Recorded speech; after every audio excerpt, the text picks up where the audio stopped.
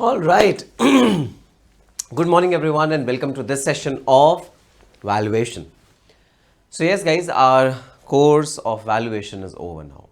Our valuation techniques, we have studied the valuation techniques, we have studied the valuation methodologies, we have studied the valuation approaches. So, our course is complete now. Our evaluation course is complete now. So, what are you saying? We have just done one chapter, but so what? We have covered all the aspects of valuation, guys. In that one chapter itself, we have covered entire concepts of valuation. All valuation concepts are covered in that one chapter. That's why I'm saying our syllabus for valuation is over now. So this sounds unrealistic because it's a 100 marks paper, and we have done what 40 all questions in the practice question. How can the syllabus be end so early? We fail to understand this, and sir, we have further chapters also in our book. So what are you saying? How's our syllabus over? How's our concept of valuation over? So guys, we have studied all the concepts of valuation. We have studied valuation in great detail. What is valuation? What are its methods? What are its approaches? We have covered all the things in our first chapter.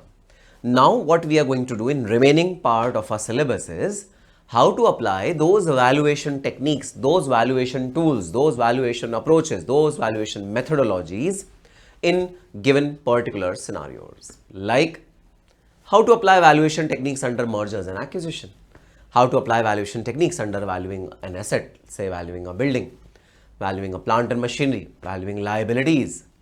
So now it's all about using the valuation techniques which we have already studied. Yes, we have studied all the valuation techniques. There is no more valuation technique which is available apart from what we have already studied. We have studied all the valuation techniques. Now the catch is, now the moot point of consideration is how to apply these valuation techniques in relevant fields. And today we are going to start one of the most interesting fields of our application of valuation, which is mergers and acquisition. Mergers and acquisition is one such field where valuation is extensively used. It's used day in, day out, and yes, one of the most important areas where valuation is required for sure. I mean, if you are contemplating a merger of two entities, or if you are contemplating acquiring another entity, then valuation is the most important element which triggers in. So yes, from now onwards, chapter 2, 3, 4, 5, 6 and so on and so forth, we are going to see the application of valuation models, the application of valuation methodologies, the application of valuation approaches in various spheres of our application, in various spheres like merger and acquisition, like valuation of assets and liabilities, etc, etc, etc. Okay, sir, now we got it that all the concepts of valuation are over now. Now we'll apply those concepts, those techniques into some practical scenarios, into some valuing some important assets. Absolutely, guys, absolutely. That's what we are going to do today. All right, talking about mergers and acquisition. What do you mean by mergers and acquisition? Talking about this very interesting concept called the mergers and acquisition, guys. 1990 was a transformatory year for Indian economy. In 1947, Indian economy gained independence. And from 1947 to 1990, Indian economy closed its doors to foreign businessmen, to foreign invaders, to foreign economists, to foreign players. It was a closed economy. Our economy was a closed economy. It was not an open economy, but it was a closed economy for many, many years. In 1990 was the year when for the first time our economy opened up. Okay, 1947 was the independence year. And 1990 was the year when Indian economy opened up. Opened up means we applied policy of LPG. They were incorporated under the reforms of 1991. LPG means liberalization, privatization, globalization, which means that Indian economy turned from a closed economy to a open economy. We opened our doors to foreign businessmen, to foreign competition, foreign products, foreign services, etc, etc, etc, so that we can grow.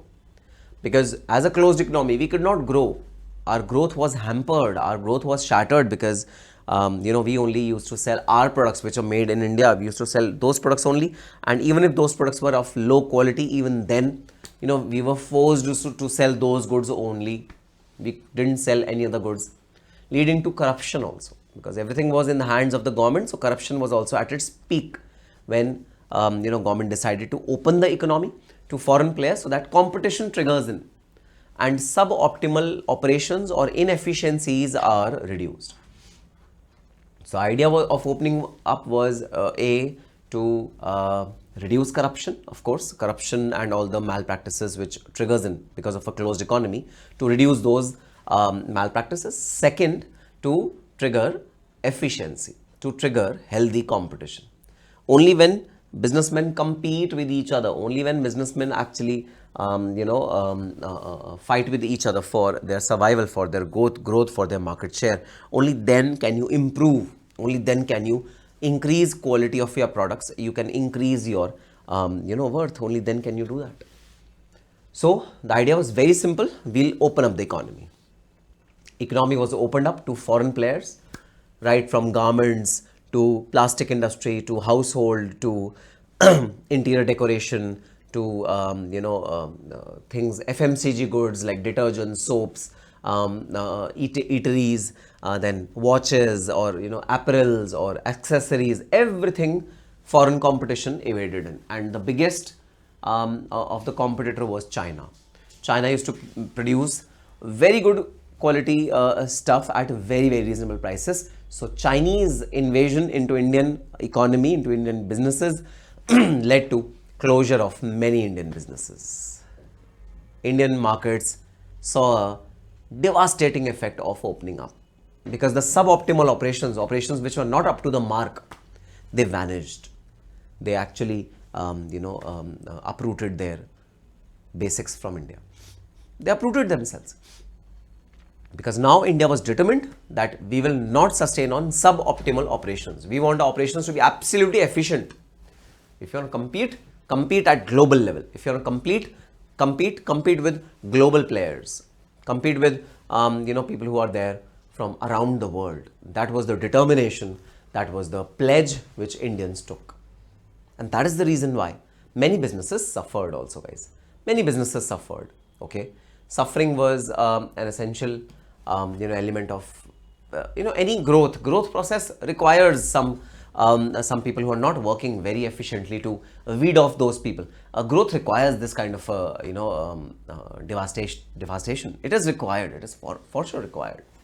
So yes, very soon the Indian producers, the Indian manufacturers realized that if they did not increase the efficiency of their operations, if they did not increase the quality of their products, if they do not increase the after sales services, if they don't reduce their profit margins and provides good at a reasonable price, they are not going to sustain in market.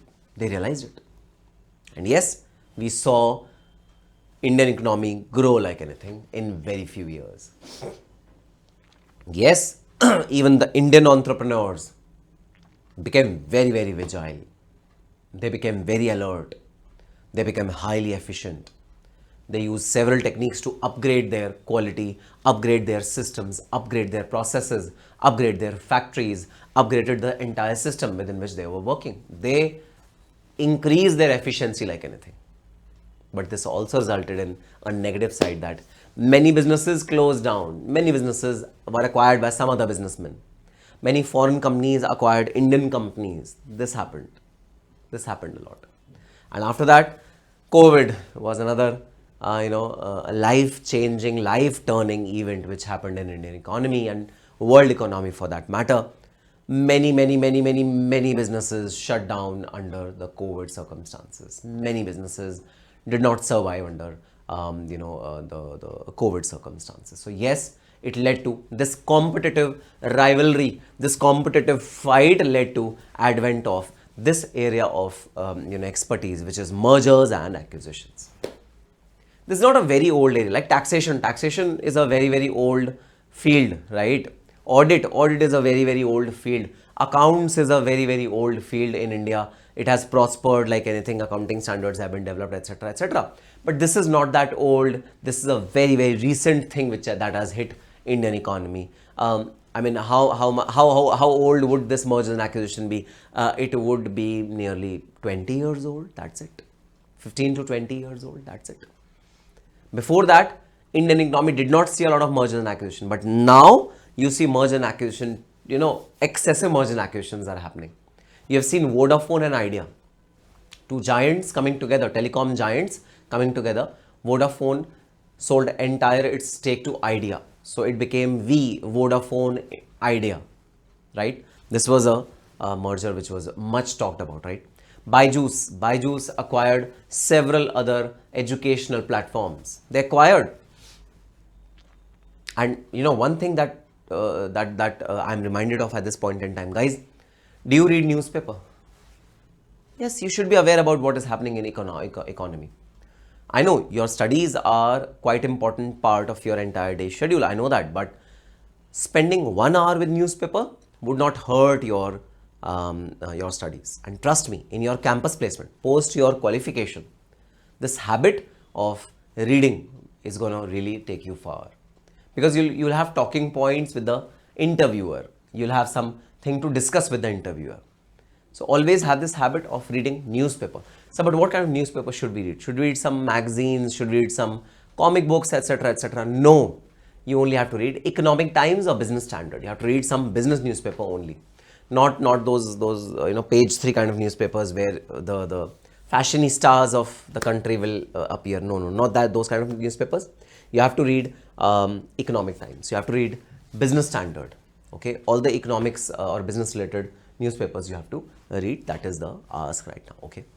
Now, yes, this thing became a very popular thing, which is merger and acquisition. Merger and acquisition became, the thing of today. And today also, there are so many companies which are getting merged with each other. There are so many companies which are getting acquired by other companies because of a lack of inefficiencies or because of, improved processes or any other benefit that both the companies are getting. But this is the field of today. This is the area of today.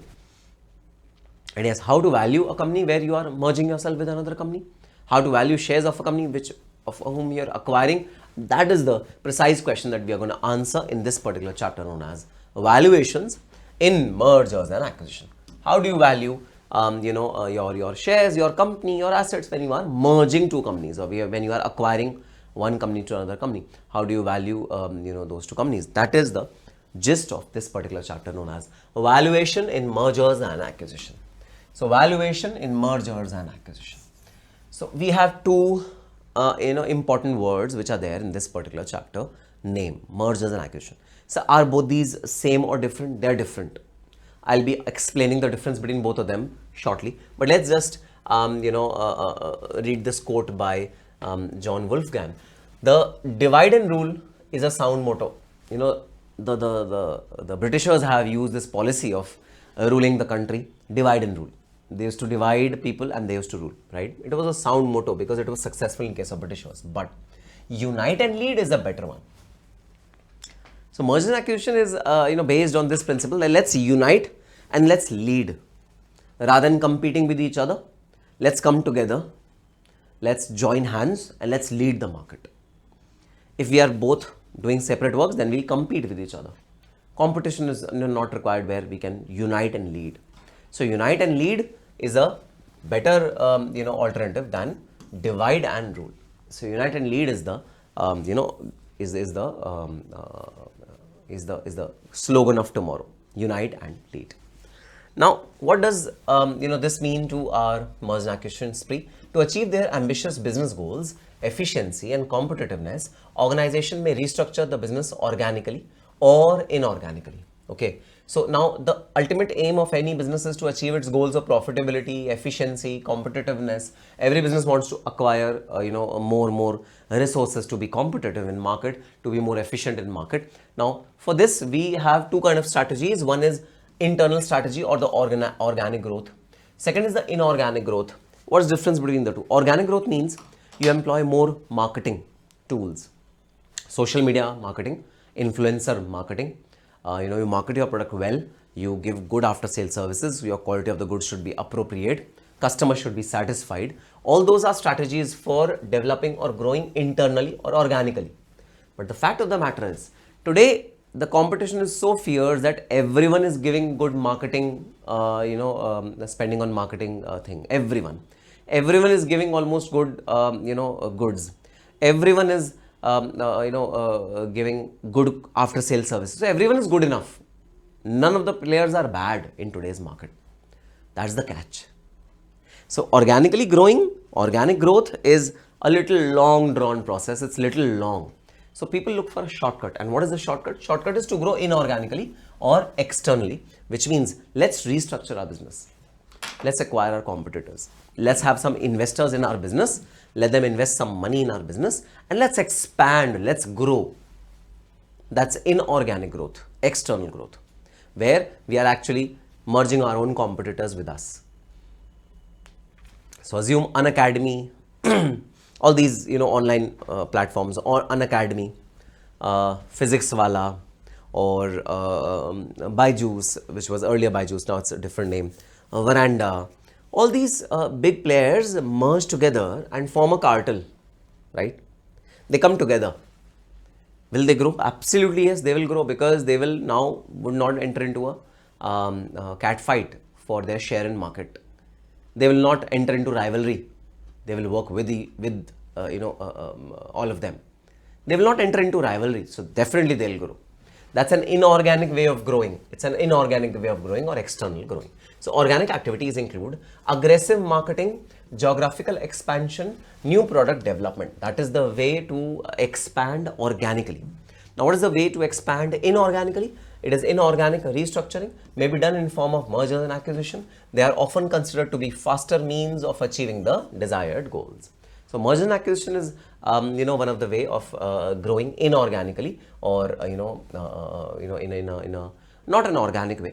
Mergers and acquisition will lead to inorganic growth. That growth will be inorganic, and it will be a faster means of achieving desired goals. It will be more faster to achieve the goals of the organization. So yes, it's your way.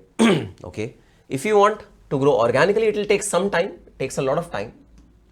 Okay, takes a lot of time. But if you want to go inorganically, it will be faster. Your desired goals will be achieved in a faster manner. Your desired goals will be achieved in a much shorter span of time. So your wish. Okay, we are currently targeting the second option of growth, and this entire chapter is dependent on that. Now, what do you mean by mergers and acquisition? Mergers and acquisition takeovers have been part of business world for centuries. In today's dynamic economic environment, companies are often faced with decision concerning these actions. After all, the job of management is to maximize shareholders' wealth. Through merger and acquisition, a company can develop competitive advantage and ultimately increase the shareholders' value. So the idea is to increase the shareholders' value, and using this technique of merger and acquisition, we increase shareholders' value, we increase shareholders' worth. For many companies, M&A is not only a matter of expansion or growth or increase in shareholders' wealth, but also a matter of survival. Some companies are sick companies. Okay, in case of sick companies, the idea, the last resort is to liquidate that company. But before liquidation, at least some level of restructuring can happen, and maybe the company revives instead of liquidating the entire company and the shareholders bearing so much of loss, creditors bearing so much of loss. Instead of doing that, let us try to restructure the company, and that is the aim of merger and acquisition in case of sick companies. So in case of sick companies, the merger and acquisition is not about growth. It is not about gaining additional profit. It's not about gaining competitive advantage. It's not about gaining something new. No, for sick companies, the merger and acquisition is a matter of survival. If they don't merge themselves with other company, they won't survive. They will extinguish in market. That is the true spirit or true guidance of merger and acquisition in case of a sick company. In case of a sick company. In today's competitive era, with staggering pressure on profits of the company, it is quintessential to find out and explore synergies in business. M&A is nothing but discovering your synergies and making the best of it. Simple as that. We need to find our ways of survival and growth and acquiring synergies, and merger and acquisition is one of the best way of doing that. Now, I'll tell you the difference between mergers and acquisition. What do you mean by, what is the difference between mergers and acquisition? So there's a difference between mergers and acquisition. Let me tell you that difference.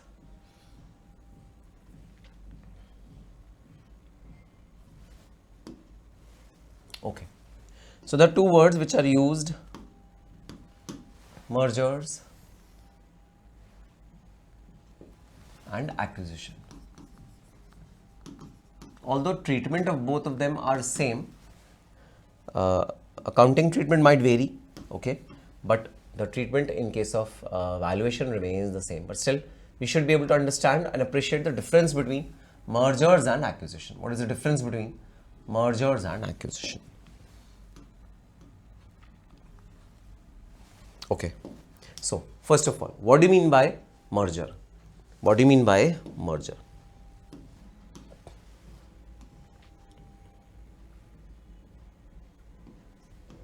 So there are two entities which are combining together, A and B, and they are either forming a new entity, okay, which is say C,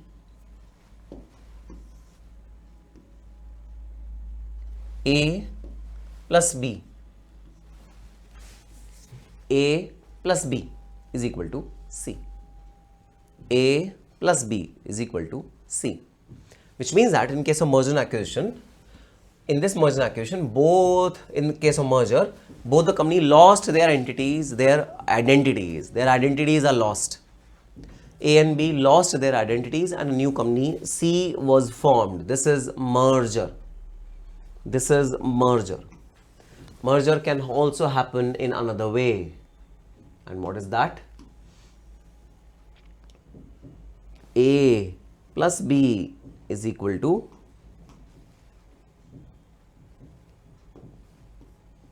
B. A plus B is equal to B. This is also a way in which merger can happen. I hope you can see this. You cannot see this. So, merger means at least one of the two entities will lose its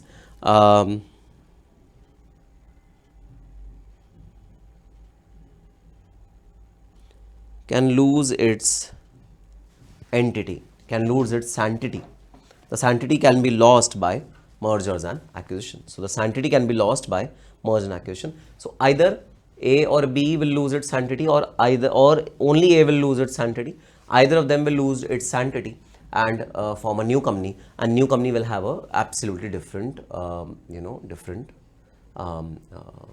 existence. However, in case of acquisition, none of the company lose its sanctity, which means that there is a company A, there is a company B, and in this particular case, no merger is taking place. It's only that shareholders of A will take the shares of B. That's it. A is an independent entity, B is an independent entity. It's just that shareholders of A Limited will buy shares in B Limited. That's all that will happen. So when A Limited shareholders buy shares in B Limited, this will happen in acquisition where only shares are being acquired. The companies are retaining their own independent identities. Identities are not lost in case of acquisition. Both the companies have their own independent identities. Identities are very separate from each other.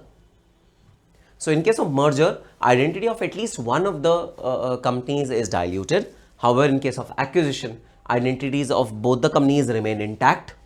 It's just that shares of B Limited will be now taken over by A Limited. A Limited will be a separate entity. B Limited will be a separate entity, and both will work independently. That's the difference between mergers and acquisition. So guys, just read this particular part of mergers and I'll be right back, okay?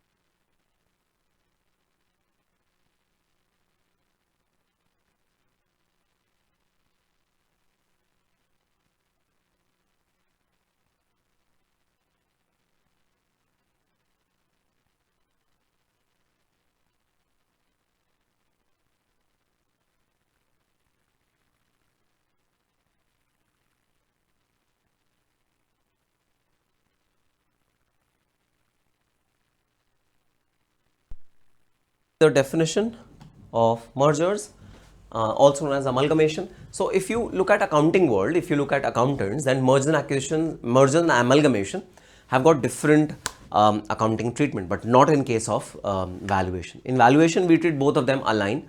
In fact, all three of them align. Amalgamation, merger or acquisition, whatever it is, we treat all the three align. We don't have any separate valuation techniques for all of them. So for us, both of them are the same. Merger, also known as amalgamation, refers to situation when two or more existing firms combine together and form a new entity. They form a new entity, both of them combine together. Either a new company may be incorporated for this purpose, or one existing company survives and another existing company, which is smaller, is merged into it. Merger may be of the following type. So the gist of the matter is that in case of merger, at least one of the entities lose its identity, lose its sanctity. It just gets diluted or get merged with another entity. So at least one of the entities lose their sanctity in case of merger. Now mergers can be of varied type. Okay, number one is the horizontal merger. Horizontal merger means two firms carrying on the same line of business when they merge together, like Coca and Cola. They joined hands to become Coca-Cola. So they are in the same. Horizontal means parallel. Two companies are parallel. They are in the same business. And when they are in the same business, they are joining hands to form another company, like Coca-Cola, like Vodafone Idea. Vodafone Idea is another example of a horizontal merger. Like Hero and Honda. Hero Honda coming together, Hero and Honda. Hero Honda becomes one company after merger. Okay. So all these companies join hands and they are all parallel companies. They produce the same goods. And when they produce the same goods, they join hands to become a larger company. So two small companies coming together to become a larger company. This is a horizontal merger. Then what is a vertical merger? Vertical merger means two companies which are not parallel to each other but are in the same line, merge hands. For example, one company is making pen, another company is making refill of the pen. Okay, so we use pen in our daily routine, right? So a company is making pen and another company is making refill of the pen. If both the companies combine together, then the hassle of purchasing a refill from somewhere else, putting it in our pen and giving the demarcation or giving the size of that particular refill is a difficult task. So it's better that we produce something that we require on our own. Let's produce it on our own. This is known as vertical merger. Vertical merger means when two companies which are producing the same goods but they are producing different part of the same good, different parts of the same good, that is known as vertical merger. Two firms carrying on different stages of producing the same product. So same product is being used, but it is being used in different stages. Stages are different. Then we enter into vertical merger. That is, the companies are different point in value chain. Tie a knot. For example, if a refill manufacturing organization joined hands with a pen making organization, right? It's a classic example of a vertical merger. It would result in a vertical merger. Merger of Microsoft and Hotmail is another perfect example of vertical merger. Okay, Microsoft and Hotmail. Earlier, there used to be a Hotmail kind of a messenger mail service provider. Microsoft acquired it. Recently, Facebook acquired WhatsApp. Not recently, many years back. Facebook acquired WhatsApp. Both of them are in a different set of business. They are in a different areas, but still they are like producing something which is in relation to each other, right? So that is also an example of a vertical merger. Another example in 2006 is when Walt Disney acquired Pixar Animation Studios. So Walt Disney is an entertainment company, right? It is into entertainment. Pixar Animation is one of the best content creation, animation content creation organization. So Walt Disney acquired Pixar so that Walt Disney can create its own content at a reasonable price, at a cheap price, right? So this is again an example of vertical merger. By acquiring Pixar, Walt Disney got access to high quality content which is essential for any mass media company.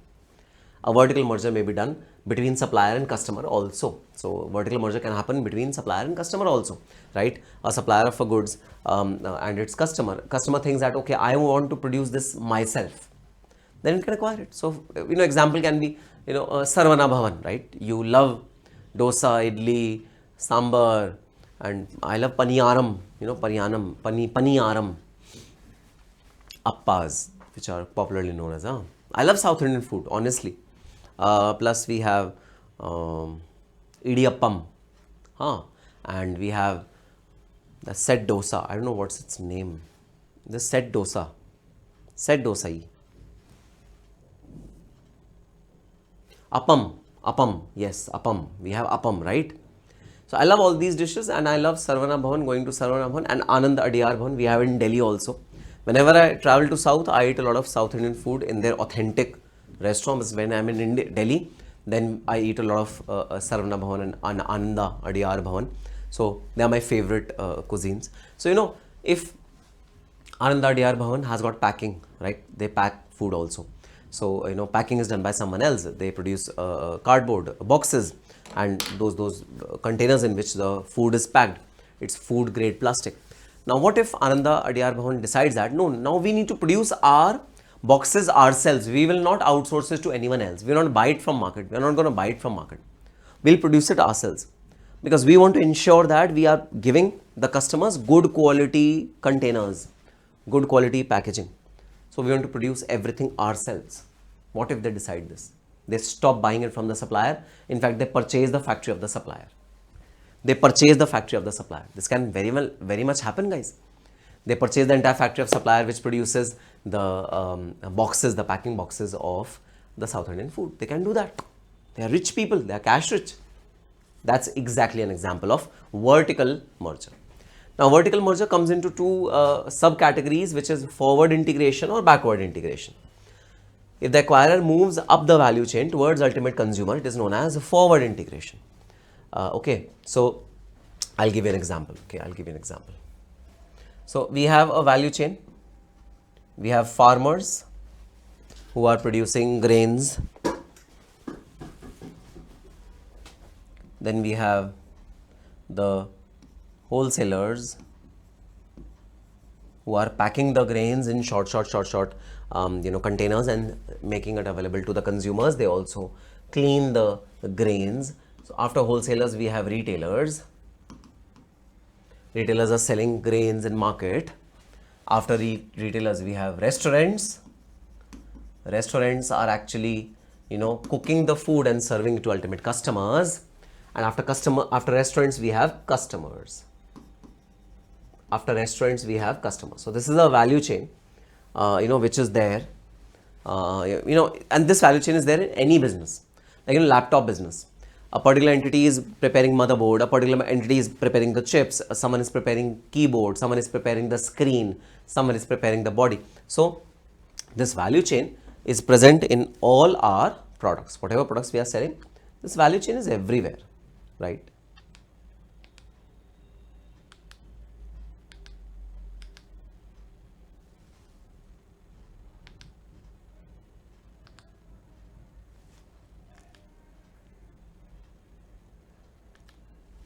Okay, so this value chain is everywhere. Now, if a particular retailer decides that I want to have my restaurant chain, a particular retailer decides that I want to have my own restaurant chain. I don't only want to be in a retail business. I don't want to retail food grains. I also want to have a restaurant. This is known as forward integration. Retailer wanting to acquire restaurants so that it can sell to customers. This is known as forward integration. And if retailers decide that we need to wholesale, we need to play the role of the wholesaler as well. We need to buy a wholesaler so that our profit margin increases, because profit margin is also kept by the wholesaler. So if retailer decides to acquire a wholesaler so that it can capture the entire value chain, it can purchase directly from the farmer and sell it to the restaurant. If this is the kind of merger which is happening, it's a backward integration. Forward integration. Forward integration means when you are merging something, above the chain, above the value chain, which is nearing you to the customer. And backward integration means you are, acquiring something which is just before you, a process which is just before you. That is known as the backward integration. So forward integration, if acquirer moves up the value chain towards the ultimate consumer, it is known as forward integration. And backward integration is when acquirer moves down the value chain towards raw material. It is called backward integration. For example, an ice cream manufacturer acquires restaurants where it can serve ice creams. So if ice cream manufacturers acquires a restaurant where it can serve ice creams, then it is a forward integration. And backward integration is if the ice cream manufacturer acquires dairy farm to have better access to milk, then it is backward integration. That is the example of forward integration and backward integration. Then third type of merger is the diversification or diagonal merger. Diagonal merger. It's a diversification. In this particular integration, in this particular merger, we don't invest or we don't merge with our own products. We try to add more products in our kitty. So for example, if I am a CMA exclusive teacher, I teach exclusively for CMA students, and all my classes, right from foundation to intermediate to final, are all dedicated to CMA intermediate students and no one else. What if tomorrow I want to venture into CA classes as well or CS classes as well? That will be known as a diagonal merger or diversification, because that's not my area. That's a completely different area altogether. The level of questions are different, the set of questions are different, the level of difficulty is different, everything is different. So if I decide to open classes for CA as well tomorrow, then it is known as diagonal integration or diversification. If I wish to open, if I'm a CMA foundation student, and if I want to venture into CMA, intermediate as well, then that will be covered under the vertical merger. Okay. So if you, if you want to buy or if you want to acquire or if you want to get merged into not your own business but someone else's business, then you become a conglomerate. Then you become it becomes a diversification spree. So when two companies with absolutely unrelated lines of business with absolutely different products offering come together, for example, ITC acquired many small companies in FMCG, fast moving consumer goods sector, to become a huge conglomerate of all kinds of FMCG products worldwide. FMCG is a classic example. ITC is a classic example, guys. ITC is Indian Tobacco Company. It's a first and only business, big business which it has is tobacco. But today ITC is into everything. It is into hospitality. It is into hotels. It is into soaps, detergents. It's into everything. ITC is into everything. Just give me 2 minutes.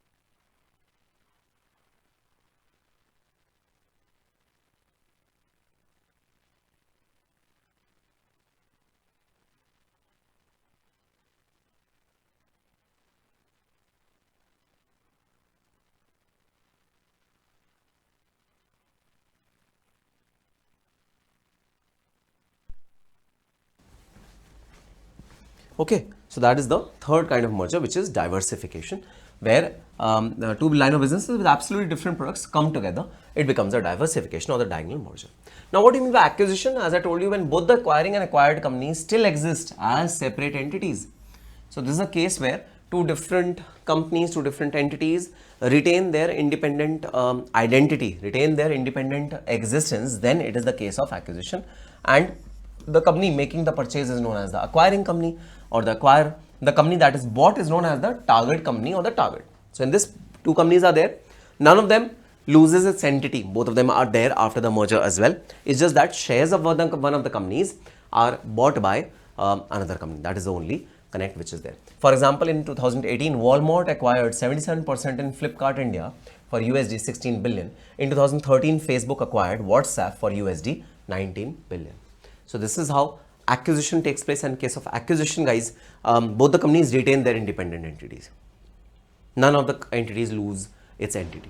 So today, Facebook is also working. Today, WhatsApp is also working, and both have their separate legal entities. Then what are the motives behind merger and acquisition? Why do people enter into this strategy of merger and acquisition? Of course, the number one reason is growth. Everyone wants to grow. Everyone wants to have more value addition for their shareholders. They want to grow faster. When the companies, because of their internal capabilities, are not able to grow faster, then they resort to external capabilities, which means merger and acquisition. These external forces or these external strengths actually pave way for their further growth spree.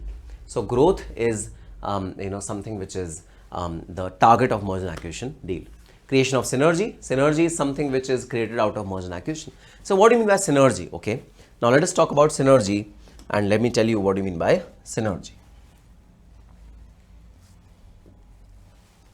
Let me tell you what is the meaning of synergy. Synergy means 1 plus 1 is equal to 3. This is synergy. So what do you mean 1 plus 1 is equal to 3? Are you in your second or third standard that you don't know mathematics, sir? You don't know mathematics? Where are your mathematics skills? You don't know mathematics? You don't understand mathematics, sir? What is this? 1 plus 1 is 2, not 3. But guys, this is the golden rule of merger and acquisition, that 1 plus 1 is equal to 3. How? Synergy. Which means, if an entity, say company A, there are two entities, company A and company B, they are joining hands to become company C. Company A's revenue is 20 crores. Company B's revenue is 10 crores. So both the companies, if they combine together, their combined revenue should be 35 crores. If their combined revenue is 30 crores, this merger and acquisition is not worth it. Why would you do it? If there's no benefit to the individual shareholders, if there's no benefit of scale of operations, if there's no benefit of efficiencies that are kicked in, if there's no addition to net income, if there's no addition to profit, why would you enter into merger and acquisition deal? You will not. So the simple principle is that always 1 plus 1 should be equal to 3. There should be some added advantage. There should be some additional, additional benefit that should accrue to a merger and acquisition deal. Only then we say that merger and acquisition deal is successful. Otherwise, it's not. So something additional has to be gained by us. Something additional. And that additional should be in terms of profit, in terms of revenue, in terms of reduction in cost should be reduced, etc., etc., etc. There are various ways in which this efficiency is kicked in. So synergy means this additional one, which is resulting us into profit. This additional one is actually synergy. This additional 1 plus 1 is actually synergy. This is the additional benefit. This is the additional profit which is accruing, and this is synergy. Something additional that we should gain out of this merger. If whatever both the companies were earning before merger, if they earned the same thing after merger, there's no use of going into this merger. What's the use? There's no profit, there's no benefit. Why are you even merging? There's no point in merging. No, if both the companies are earning same after merger as they were earning before merger, there's no point. So there has to be some synergy, some additional benefits that are accruing to either or both the companies due to this merger process. Only then is merger beneficial. Only then is acquisition beneficial. Otherwise, chuck this plan of acquisition. You will end up losing money. If 20 plus 10 is equal to 30, then you will end up losing money because there's hell lot of legal formalities which are undertaken to enter into merger acquisition. Lawyers are hired, legal fees is paid to High Court, scheme of amalgamation is drafted, scheme of merger is drafted. There are 10 legal formalities. You'll end up losing money. Then it's better to be separate entities and do your business separately. Don't merge yourself with another company. Don't acquire yourself with another company. Don't enter into merger and acquisition deal. So simple as that. The The motive of merger and acquisition is creation of synergy. Synergy means additional benefits. Additional benefits or in terms of profits. Additional benefits or profits. So, synergies are realized when the value of the combined entity that is formed because of the merger exceeds the value of simple sum of its parts. So, when simple sum of the parts of the merger deal, when there are two entities and those two entities are merged together, when their total is more than the total which we got. These synergies can be in the form of cost synergies or revenue synergies or any performance improvement. So, any improvement should happen. At least one improvement should happen because of the merger and acquisition deal. Should not so that both the companies are doing the same thing. Should not happen that way. So, at least one benefit should accrue. Increasing market power and bargaining power. Yes, sometimes to increase the market share, to increase the level of market acquisition, the market size which is being captured, the market share which is being captured, the target audience which are being captured. To increase your market size also, you acquire certain entities. Like there's a very good example, there's a Dr. Path Laboratories. Dr. Path Laboratories acquired many laboratories all over India to increase its reach, to increase its customers, to increase the target audience. Dr. Path Laboratories, Lal Path Laboratories. It's a #1 chain of laboratory of pathological, testing mechanism. It's #1 in North India, but today it has spread its wing to entire South India as well. They've acquired a lot of labs in South India and they've opened their labs in South India as well. So one of the benefits of merger and acquisition is to increase the market power and bargaining power of an entity. Can increase its marketing power or pricing. Vertical integration may give acquirer greater market power if it allows acquirer to gain control over the critical production inputs. So if we gain our hands on the critical production input, then everything is in our hands. We become dominant position. We don't have to wait for anyone to supply us the part, then we will supply our own product. We don't have to wait for it. We are making it ourselves.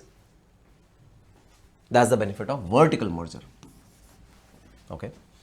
Then acquiring unique capabilities and resources.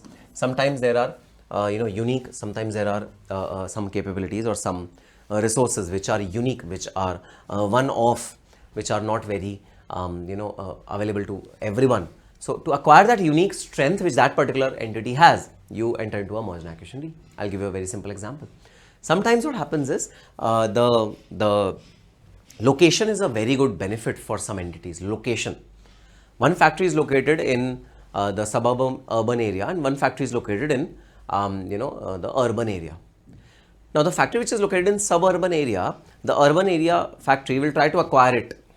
There are two companies which are in the same business. One is located in the urban area, one is in the suburban area. The factory which is located in the urban area will try to acquire the suburban area factory so that its reach is increased and that location is primary. That location has got access to all the raw material resources, all the labor, everything is very easily accessible to that suburban factory. So the factory owner which is located in urban area will try to acquire that factory as well because of its location benefit. Location is absolutely good. So in case of acquiring the unique capabilities, sometimes merger and acquisition deal results into acquiring unique capabilities. Capabilities which are not existing anywhere else, we'll acquire those and therefore the merger and acquisition deals happen. So sometimes R&D capabilities of sub companies are too good. The research centers are too good.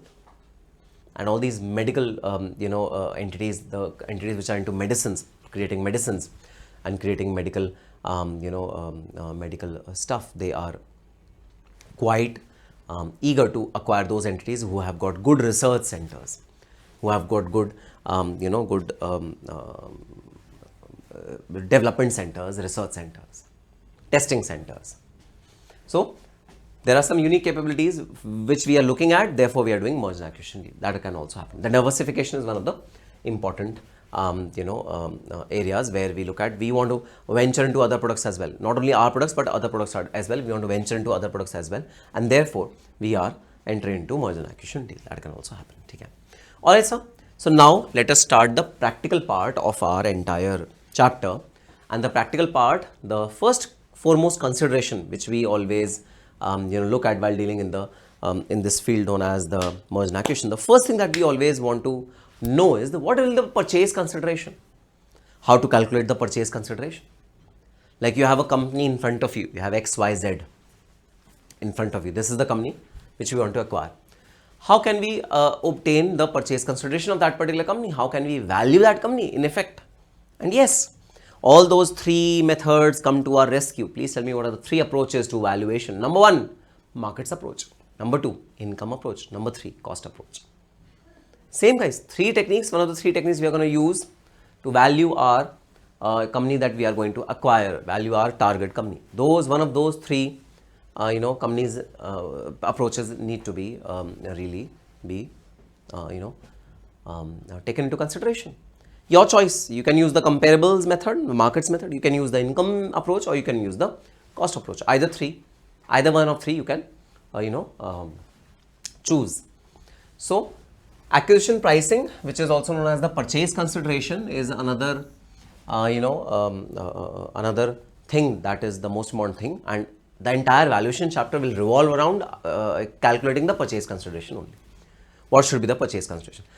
When company A is acquiring company B, what should be the purchase consideration that should be given from company A shareholders to company B shareholders? That is the whole concept of acquisition pricing, and that is what we need to compute in our merger and acquisition deal.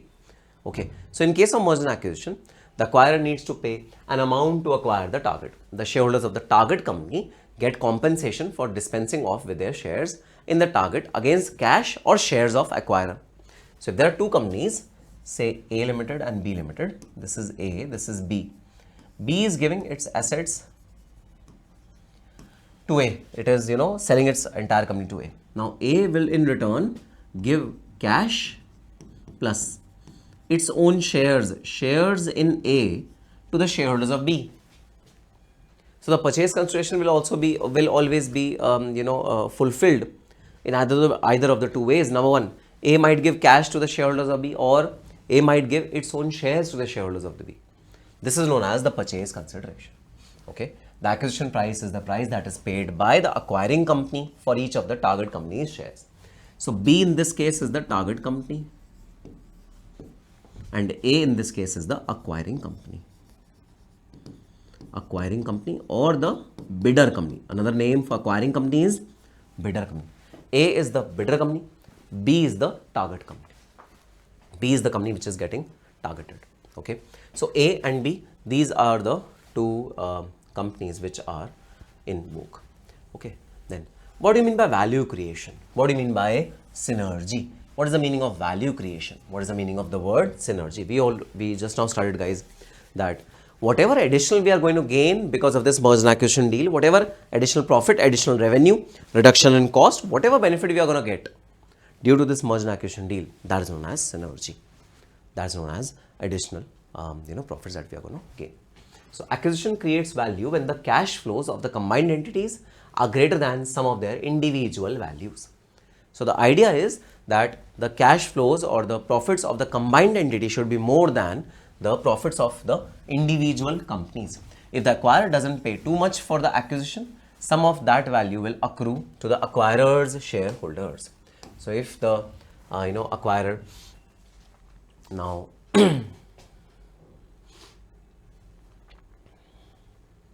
okay, I'll further explain the concept of synergy in great detail, and I'll split the synergy into two parts this time for you. Okay, let's once again understand the concept of synergy, and let's deep dive into it this time. This time we are going to deep dive into this concept known as synergy. Okay, little bit in great detail.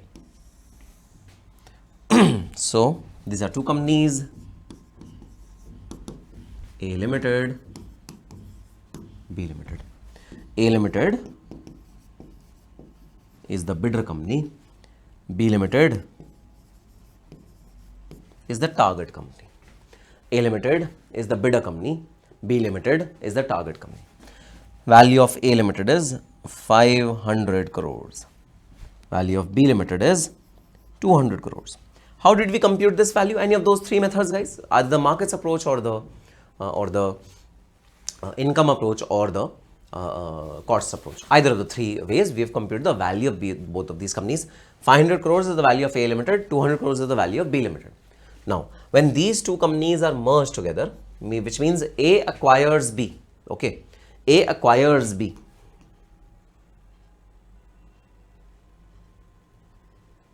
A acquires B. Then what happens is,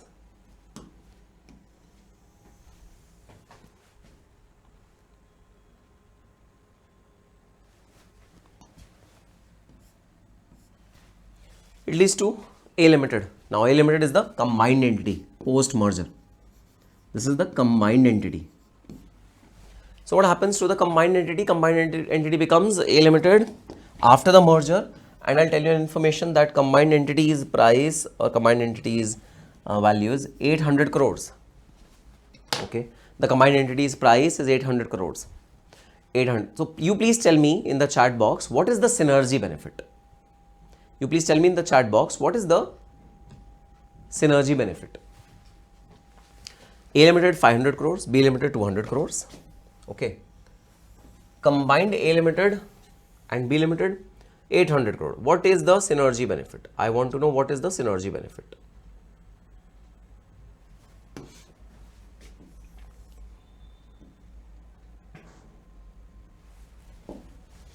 What is the synergy benefit? Absolutely right. Correct. Synergy benefits is 100 crores. Synergy benefit is 100 crore. Now, when a deal would be struck between A Limited and B Limited, of course, B Limited will give all its assets and liabilities to A Limited, right? Assets plus liabilities will be given to A Limited. Value of those are computed as 200 crores, and in return, A will pay to B Limited, either in cash or in shares or in both. Okay, A Limited will pay to B Limited. Now, when A Limited will be paying to B Limited, now the question is, how much will A Limited pay to B Limited? There are three options. Number one, A Limited pays exact 200 to B Limited. A Limited pays exact 200 to B Limited. It means that the synergy benefit of 100 crores, this is retained by A Limited. If A Limited pays 200 crores to B Limited, that means A Limited did not share any synergy benefit with B Limited. That's the evidence of this fact, because the purchase consideration is equal to the value of B Limited. So, whatever is additional, it goes into pocket of A Limited, right? Now, option number 2. A Limited pays 220 crores to B Limited. A Limited pays 220 crores to B Limited, which means that this 100 crores of synergy benefit is split between A and B. A gets 80 crores and B gets 20 crores. A gets 80 crores and B gets 20 crores. The synergy is split between A and B shareholders, because A gives 220 crores to target company shares. And this 220 can be 250, 260, 270, whatever. A is sharing its synergy benefit with B Limited. Simple. Or option number 3. A pays 300 crores to B Limited, which means entire synergy which is accruing from this merger and acquisition deal, it is transferred to B Limited, and nothing is retained by A Limited. Rare circumstance, okay. But still, these three possibilities arise whenever a merger and acquisition deal happens. These three possibilities arise. A can pay 200 crores to B Limited, which is its actual value, devoid of any synergy benefit, right? A can pay more than the value of target company. A pays 220 crores to target limited, which means A has given 20 crores worth of synergy benefit to B Limited, and it has retained 80 crores of synergy benefit with itself. So 220 crores can be given to the target company. Or third option, 300 crores is given to the target company. 300 crores means that A has given entire 100 crore of synergy benefit to B Limited, and A Limited has not retained any synergy benefit for itself. These are three options in which synergy benefit can accrue. These are three options in which synergy benefit can be shared by both the entities and can accrue to each of the entities. So whatever extra A pays to B, whatever extra A pays to B, this is known as purchase price premium, PPP. Purchase price premium, it is known as PPP. Whatever part of synergy benefit is shared by bidder company with the target company, that is known as purchase price premium. Whatever additional is shared by A Limited to B Limited, whatever additional A Limited shares with B Limited, that's known as purchase price premium. And it all depends on the mutual bargaining power, mutual conversation, mutual discussion. It's all bargaining. All this is based on bargaining. How much you bargain with each other regarding the price. B might say, no, I don't want 220, I want 280. A say, no, I'm not giving you 280, I'm giving you 260. Let's come at a middle ground. Let's done the deal on this point. So this is how bargain happens. Mutual conversation happens between the bidder company and the target company. That's how the actual purchase consideration is determined. That's how purchase price premium is determined. And sometimes if target company is weak, they will not be getting any synergy benefit. They will get only their own price if they are weak. Sometimes this also happens if the bidder is too smart. If the bidder is too smart, it will even pay less than the value of B Limited. Sometimes this also happens, guys. Yes, B Limited is in need of money urgently. It wants to sell its assets on an urgent basis. Obviously, the other person will try to make some benefit out of it. It'll say, I can pay you 180 crores, that's it. This can also happen. Depends on what are the circumstances in which the selling is happening. Depends on, what is the the bargaining power of both the parties. Depends on how strong is one of the parties. Depending upon all these situations, the answer will vary. Okay. So it says that if the acquirer doesn't pay too much for the acquisition, some of that value will accrue to the acquirer's shareholders. If the acquirer means the bidder company who's going to acquire, okay, the bidder company doesn't pay too much, it is paying very less amount, then whatever benefits are accruing to it, it will be going to the acquirer's shareholders, obviously. The value created for an acquirer's shareholder is equal to the difference between the value created by the acquirer and the price paid, purchase consideration by the acquirer. So, value created for the acquirer, so, value created for the bidder company. What will it be? Value received less price paid for the acquisition. Whatever value they receive, less price paid for the acquisition is known as the value created for the acquirer. Let us come to our example. Okay. Now, because of this entire, let us take the first example. We are paying 220 crores for buying B Limited. Okay.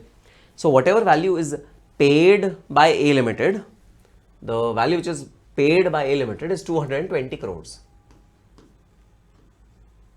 Okay. And what is A gaining out of this merger? A is gaining 200 crores worth of B Limited plus synergy benefit of 100 crores. So, A Limited is gaining 300 crores. A Limited is gaining 300 crores.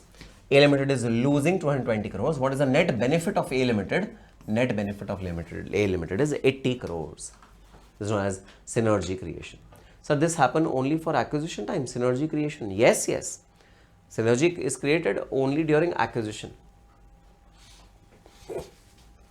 Okay. So, the formula says value created for acquirer is value received minus price paid for the acquisition. Value created for the acquirer, another formula is standalone value of target company, value of performance improvements, less market value of target company, plus the acquisition premium. Same formula, divided into a little bit of subparts. So, standalone value of a target company and the value of performance improvement, this is the synergy. So, we add the synergy and the individual value of a target company, we add both of them. Okay. Then we reduce the market value of target, which in this case is the same, plus the acquisition premium. Premium is 100 crore. We put numbers into this particular formula. What is the standalone value of target? Standalone value of target is 200 crores. What is the performance improvement? Value of performance improvement? Value of performance improvement is 100 crores. 100 crores is a synergy benefit. Okay. Then what's the market value of target? Market value of target is 200 crores. Acquisition premium that we are paying to the shareholders of Target Limited, 20 crores.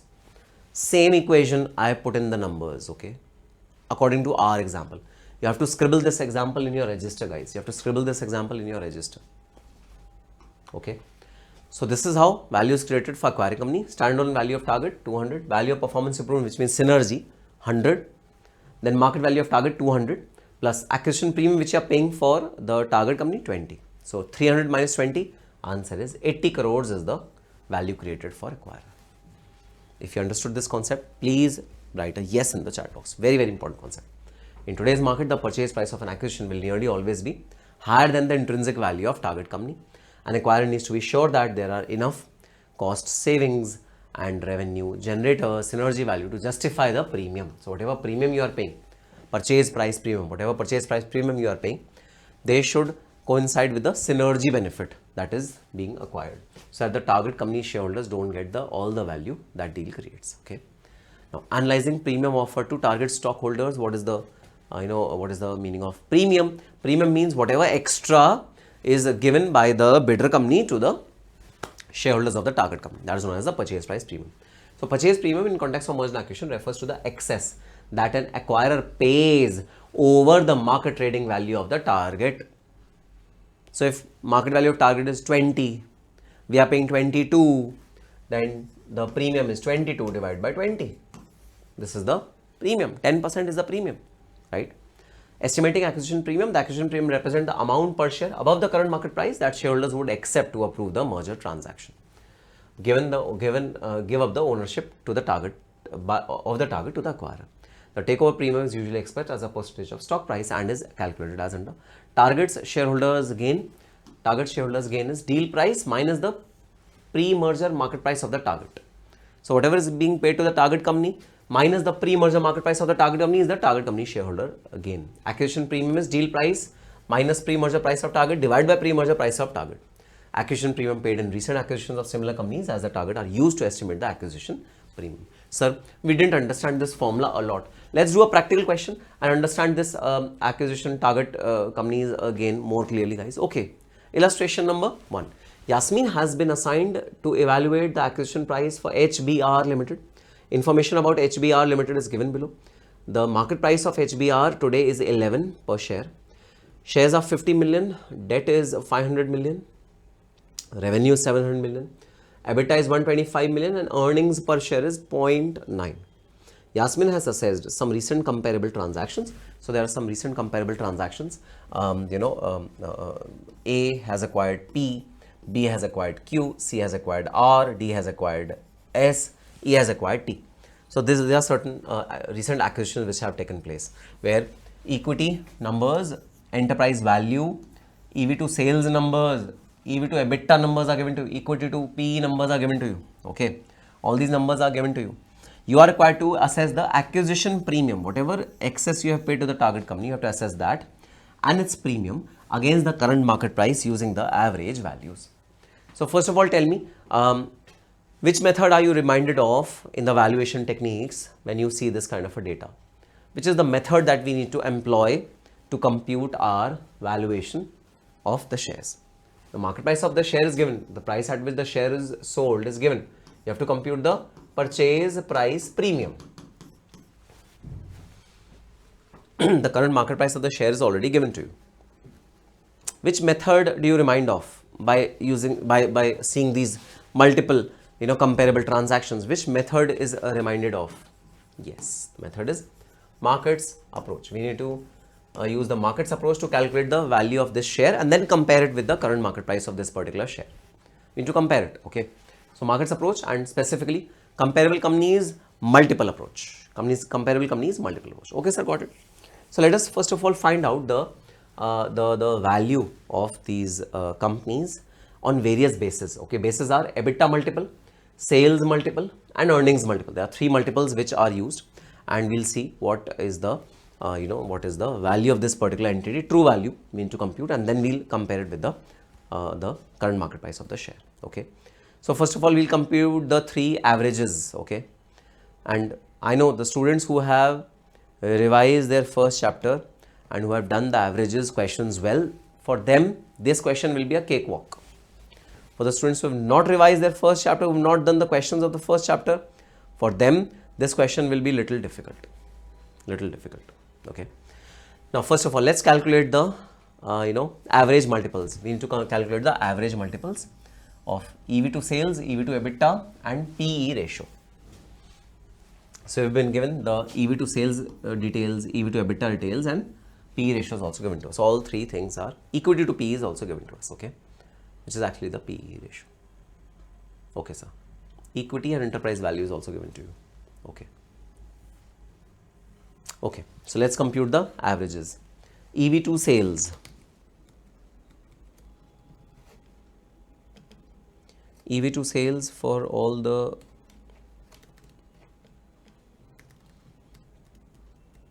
three, four, 5 deals is given to us. Okay, it's 1.0, 1.7, 2.2, 0.9, 2.5. So what is the average EV to sales ratio? We need to calculate the average EV to sales ratio.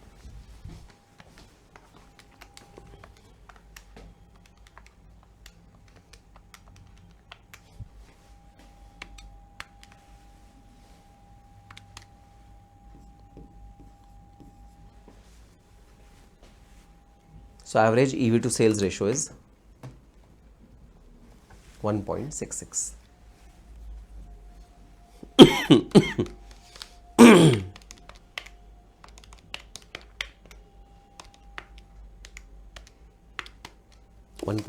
Okay.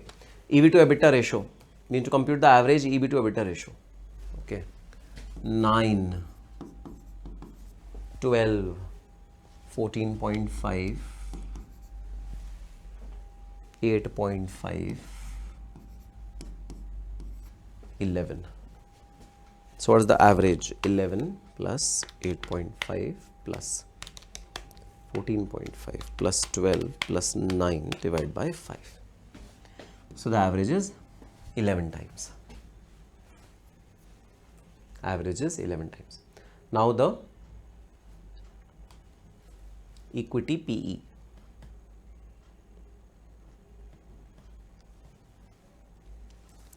PE. What is PE?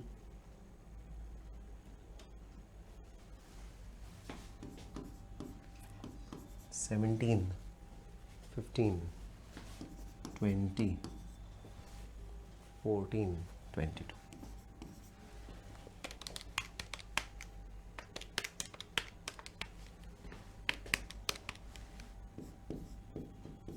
So 17.6. 17.6.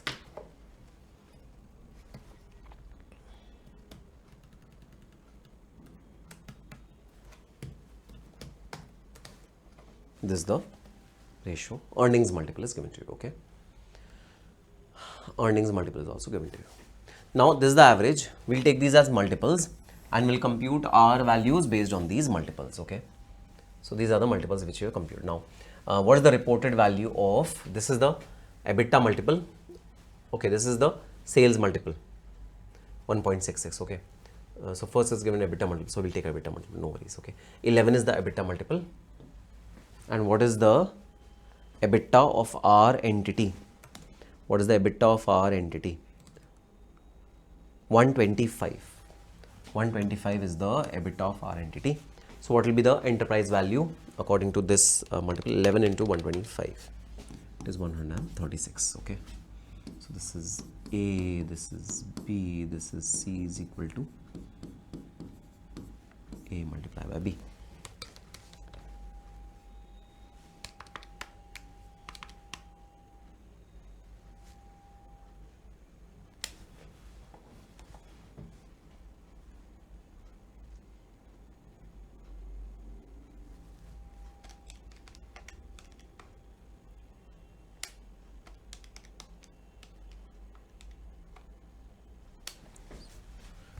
Three, 7.5 is the enterprise value. Okay. Then we have debt. So we'll find value of our equity. Debt is 500 lakhs. This is D. This is E is equal to C minus D. This is 875 is the equity value. How much are the number of shares? 50 million. Okay.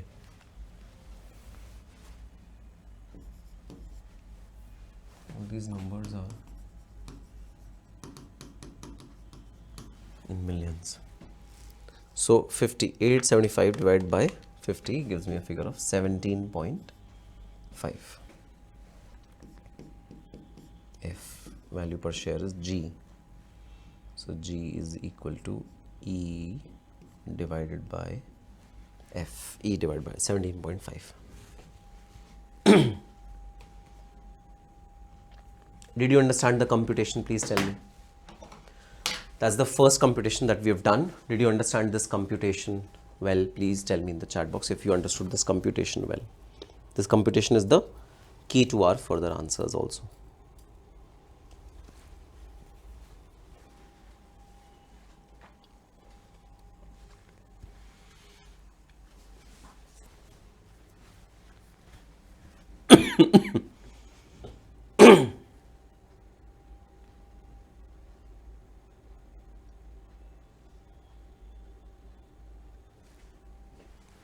Perfect. Should I move forward? Yes. Okay. So this is how we computed the first value per share on the basis of EBITDA multiple. Now, this is the price per share according to EBITDA multiple. And what is the actual market price of this share of this target company? It's only 11. So, a market price which is 11, we are offering 17.5 for that particular market price. We are offering 17.5 for that particular market price, which is considered as 11. So, what is the premium over the current price? Premium over the current price is 59.09%. So, the premium that we are offering is 59.09%. How is this calculated? This is calculated as 17.5 minus 11 divided by 11. This is actually the price that we are offering to the target company. Its current market price is 11. And the question is asking us, what is the premium over the current price that we are offering if we are using the EBITDA to EV multiple? This is the additional amount that we are offering to the shareholders according to this method. Now, let's compute the revenue method also. Okay, revenue multiple is 1.66. 1.66. And what is the revenue of our company? Revenue is 700. 700 is the revenue. Okay.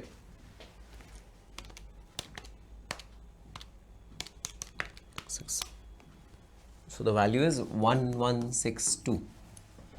Debt is again 500. Reduce the debt.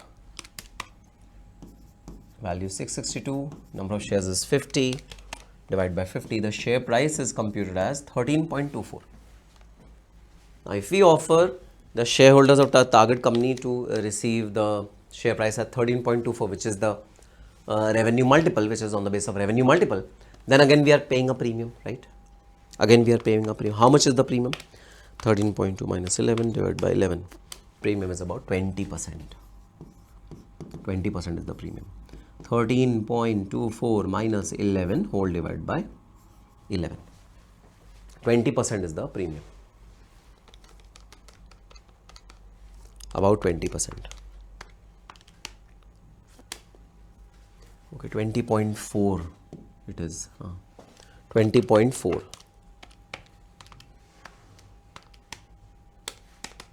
24.4%. Last is the earnings per share. The earnings multiple, which is the PE, and what is the EPS which is given to us? Is there an EPS which is given? Yes, EPS is given to us. Okay, you cut this equity divided by P. It's confusing. Just write P. EPS is given to us 0.9. Okay. And the average P multiple is 17.6.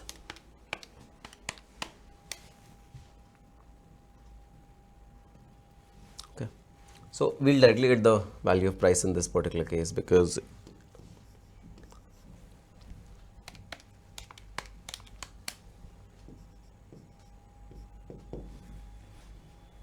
this compute as 44%.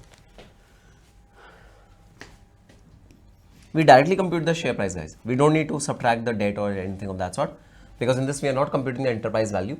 Using this particular multiple, we are directly reaching to the market price per share, because it's based on the PE ratio, and PE ratio is MPS over EPS.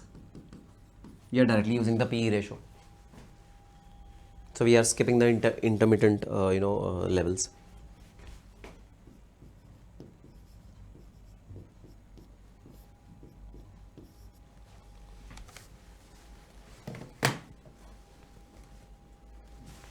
So what is the premium over current price? What is the extra that we are going to pay for this particular company shares? It is respective percentage of shares.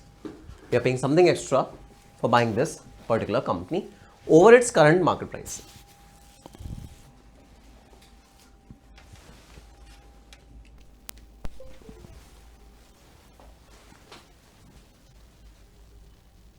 So over the current market price, we are paying a premium. Okay, got it? Yes. So this is the premium over current price. Alright, so did you understand the concept well? Please let me know in the chat box so that I can start the next topic, and a very, very important topic from an exam standpoint also. A very, very important topic for us that will be using in our merger and acquisition chapter repeatedly. Repeatedly this topic will be used, and this forms the heart and core of our entire chapter. So if you understood the computation well, I'll give you 2 minutes with the computation. Just try and do the computation yourself. Okay, I'll give you 2 minutes with them, with the computation, and then I'll be starting the new topic, which is a very, very important topic from an exam standpoint.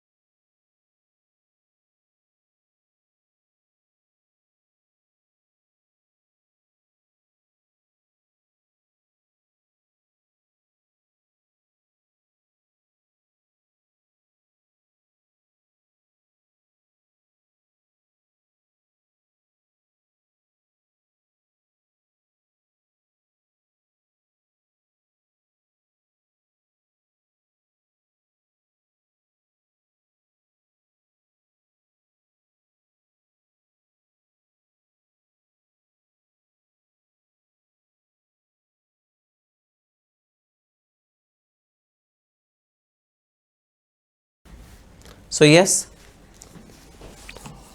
Which multiple is better to calculate the premium? If I am willing to purchase that company, then which premium amount should be paid for the acquisition? Very good question. But I'll answer this question shortly. In 10 minutes, I will answer this question. Which acquisition price is better for me, and which valuation methods I will apply? What should it be? I'll answer this question shortly. All right, now let us start our next topic, which is the swap ratio or the exchange ratio. The swap ratio or the exchange ratio. So this is A Limited.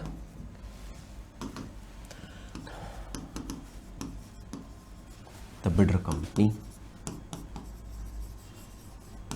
B Limited, the target company. A Limited, the bidder company. B Limited, the target company. Now A Limited is wanting to acquire B Limited. So obviously B Limited will give all its shares, all its assets and liabilities to A Limited, and A Limited in turn will pay to B Limited. B is giving all its assets and liabilities to A Limited, and in return A Limited will pay to the shareholders of B Limited only in terms of shares of A Limited. Okay, so the purchase consideration should only be fulfilled in terms of shares of A Limited, nothing else. No cash deal. It's known as no cash deal. This is a no cash deal. No cash is to be paid. Only shares are to be exchanged. Now A Limited has 10,000 equity shares. Market price of these shares is rupees 50 each. B Limited has 5,000 equity shares. Market price of these shares is 30 rupees. That is the market price per share. Now, NAV of A Limited. NAV of A Limited is 12 per share. NAV of B Limited is 14 per share. Earning per share of A Limited is 2 per share. Earning per share of B Limited is 1.8 per share. These are the metrics that are given to you for two companies which are entering into a merger process, acquisition process, and A Limited is acquiring the assets of B Limited, the assets and liabilities of B Limited. A Limited is in turn paying to B Limited shareholders in terms of its shares. A Limited is paying the consideration in terms of the shares to B Limited. So these are the metrics which are given to you. MPS is given to you, NAV is given to you, EPS is given to you. Now, these two people are sitting on a table across each other and are negotiating. A Limited will always want to give lesser number of equity shares to B Limited, and B Limited will always want more number of shares to be issued by A Limited. So against 5,000 equity shares of B Limited, A Limited would want to give only 1,000 in return. So that deal is in favor of A Limited. A Limited will try to issue less number of shares to B Limited so that it is beneficial for A Limited. But at the same time, B Limited will try to bargain for more. B Limited will say, no, against my 5,000 shares, you give me your 6,000 shares, you give me your 7,000 shares, you give me your 8,000 shares. So there will be a conflict between both of the parties. B Limited will want to gain more shares of A Limited, and A Limited will try to give less shares to B Limited. That's the rift, that's the rivalry, that's the fight which will go on between A Limited and B Limited when they are sitting on a table. While this fight is going on, a cost accountant, a CMA, will appear into picture, and the CMA will tell both of the parties, don't fight, please don't fight. Just have a look at your matrix. Just look at the market price per share. Market price per share of A Limited is 50. Market price of B Limited, market price per share of B Limited is only 30. So B Limited is at a losing end. So who will win? A Limited will win. A Limited will say, see, I was telling you, I am more valuable. This is how it will, raise its collar. A Limited will raise its collar. A Limited will raise its collar like this. A Limited will say, oh, I am more valuable. I told you I am more valuable. My value is more than B Limited. B Limited, we will not give you 5,000 shares. We will give you less than 5,000 shares. A Limited will say this, and rightly so. Rightly so. The market price per share of A Limited is 50. Market price per share of B Limited is only 25. Half of A Limited. So naturally, guys, A Limited will stand to gain in this particular deal. A Limited will be the beneficiary in this particular deal. Obviously, A Limited will have an edge, while valuing this particular deal. Definitely, A Limited will have a benefit as compared to B Limited. So, in the first parameter, A Limited wins. And now you tell me, how many shares of A Limited will be given against 5,000 shares of B Limited? How many shares of A Limited will be given against 5,000 shares of B Limited? You tell me in the chat box if the decision is based on market price per share. You tell me in the chat box. How many shares of A Limited will be given to B Limited shareholders if the deal is based on the market price per share? You tell me in the chat box. Against 5,000 shares, how many shares of A Limited will be issued? I'll quickly calculate my answer. I have calculated my answer.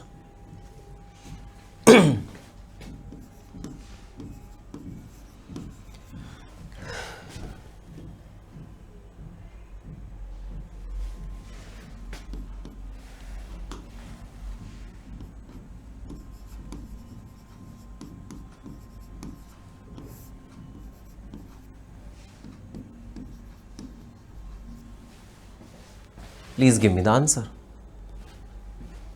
Very good answer. Perfect answer. Very good answer. Number of shares will be 3,000 shares. 3,000 shares. 5,000 divided by 50 multiply by 30. The shares which are to be offered by A Limited to B Limited against its 5,000 shares should be 3,000 shares. Yes, less than 5,000 shares, but so be it. A Limited wins in this particular case. So it will be 3,000 shares. It will be 3,000 shares. Okay. The cost accountant says to A Limited, hey, A Limited, don't be so happy, okay? Please calm down, relax, come back to earth. You are flying on cloud line 9. Don't be so happy. Calm down, relax, okay? The cost accountant then tells A Limited, let's look at the second parameter. The second parameter is NAV, net assets value. How much book value of assets are there in a particular organization? Which organization is asset heavy? Which organization is asset less? Let's analyze that, okay? NAV of A Limited is 12. However, NAV of B Limited is 14. Wow! And now what will happen? The shareholders of B Limited will raise their collar. My name is Murugan. Yeah. I am Rajnikanta. Yes. I am the big boss. B Limited will say, my value is more, net asset value is more. Your net asset value is less. This time B Limited wins. This time B Limited wins. And this time B Limited will have a higher power, higher bargaining power. B Limited will have a higher, stronger control over the negotiation deal. B Limited will be a little more fierce. You are laughing? On my silly acting, you are laughing? Okay. Now, in this case, B Limited will be at a better position than A Limited, obviously, because B Limited's parameter is higher, A Limited's parameter is lower. Therefore, B Limited is at an advantageous position. And now you have to again tell me how many shares of A Limited will be issued to B Limited. More than 5,000, less than 5,000, equal to 5,000 what? Now you have to tell me in the chat box how many shares will be issued in case of the second parameter, which is NAV.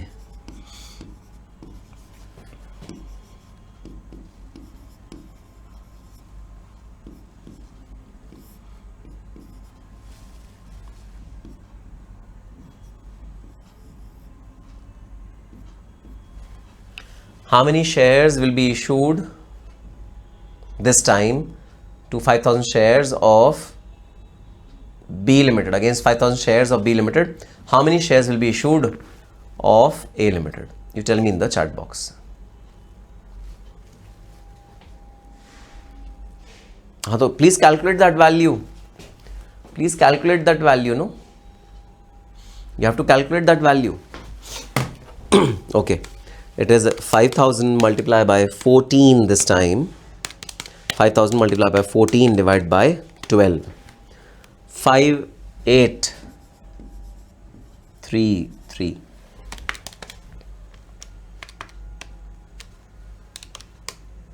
Five, 8, 3, 3. How come 4825? Huh? 4285. How come 4285? No, wrong answer. How many shares will be issued? It will be 5,000 multiplied by 14 divided by 12. Okay. So, what is this? This is NAV of the target company. This is NAV of the bidder company. NAV. This is MPS of the target company. MPS of the target company is in the numerator. MPS of bidder company is in the denominator. MPS of target company is in the numerator and MPS of bidder company is in the numerator. Again, NAV of target company is in the numerator, NAV of bidder company is in the denominator. Okay, now comes the last parameter. Last parameter is earnings per share. Earnings per share is 2 in case of A Limited, 1.8 in case of B Limited. Again, who wins? This time also A wins. This time also the winner is A. A will be issuing less than 5,000 shares in B Limited. This time also winner is A Limited. Now you have to calculate what will be the new number of shares which will be issued to target company's 5,000 equity shares. You calculate and let me know the answer. So shares of A Limited is equal to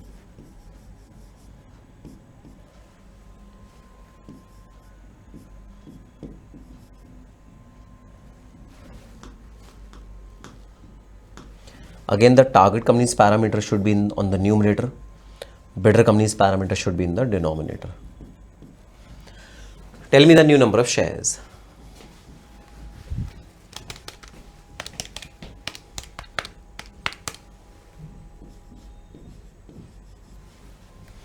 Tell me the new number of shares. Very good answer. Perfect answer. Very good answer. Very good answer. New number of shares are 4,500. 4,500 number of shares are to be issued against 5,000 shares of target company. And now the question is, sir, we have computed the number of shares according to all the three methods. Which method is the best? Which method is the best? Which method is the worst? Which one parameter should be chosen to sign off this deal, to ascertain what is the number of shares of A Limited? Okay. Now, according to the three parameters, three different number of shares are considered by us. Okay. Number one is 3,000 shares. Number two is 4,500 shares. And number three is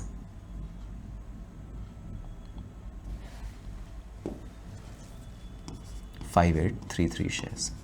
So these are the three options which have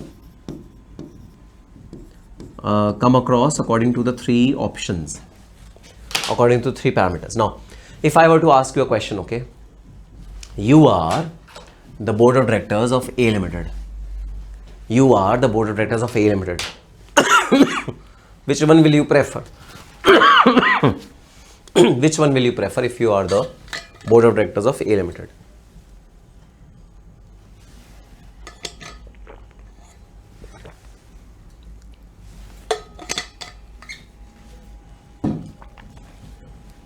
No, if you are the board of directors of A Limited, you are board of directors of A Limited. Obviously, you will prefer whatever is beneficial to A Limited, right? Which one would you prefer? Option 1, option 2, option 3. Which one will you prefer if you are board of directors of A Limited? Which one option would you prefer? That's my question to you. 1, 2, 3. Write 1, 2, 3 in the chat box. Perfect answer. Very good answer. Very good answer. If you are shareholders of A Limited, then you will always prefer first one. To issue least number of shares, because you know you want to pay less. You want to pay as less as possible. You want to pay less. You know, everyone doesn't want to pay. You know, everyone wants something to be given at a very, very low cost to them. A doesn't want to pay. A wants to pay less. So according to A, the best option is option number 1. You consider the share on the basis of market price per share. Now, if you are board of directors of B Limited, what will you prefer? If you are, board of directors of B Limited, what will you prefer?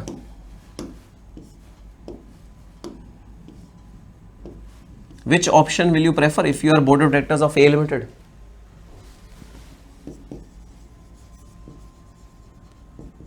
A Limited preference. What will you prefer? Absolutely right, correct. If you are B Limited's board of directors, you will always prefer second option, because second option will give you the maximum number of shares, and that is what you want. As a shareholder of B Limited, you want maximum shares of A Limited. In exchange of the assets and liabilities of B Limited, you need the maximum number of shares. So your option will definitely be number 2. Preference will be number 2. Absolutely right. Whichever will give more shares, absolutely right. Absolutely right. So if you are the shareholders of B Limited, you will prefer option 2. If you are the shareholders of A Limited, you will prefer option 1. Now the question is, which one is the best option? According to valuer, which one is the best option? So guys, the answer is no option is best, no option is worst. It only depends upon your bargaining power. It only depends on your negotiation power. That's it.